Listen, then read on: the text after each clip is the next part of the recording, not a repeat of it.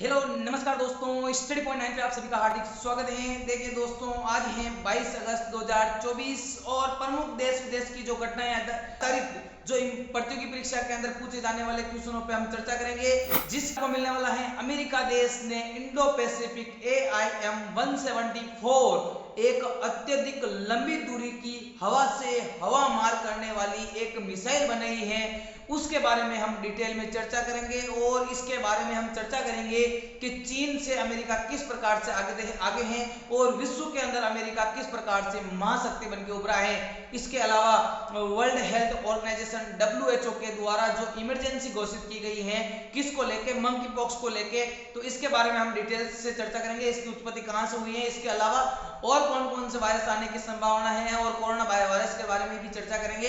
इसके अलावा स्टारबक्स जो स्टारबक्स हैं उसके जो वर्तमान में नए CEO बनाए गए हैं उन पे चर्चा करेंगे। इससे पूर्व के अंदर कौन से CEO थे।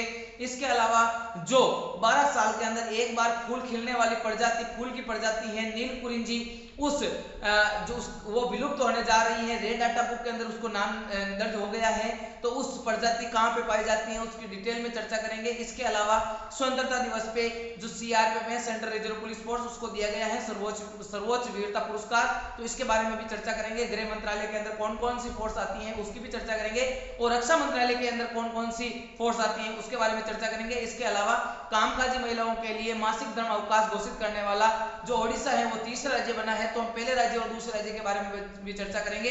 इसके अलावा महिलाओं के लिए इसी प्रकार की योजना जो अलग अलग राज्यों के अंदर शुरुआत की गई है, जैसे सैनिटरी नैपकिन वितरण योजना जैसे राजस्थान की है, उसी प्रकार की योजनाओं के बारे में डिटेल में चर्चा करेंगे।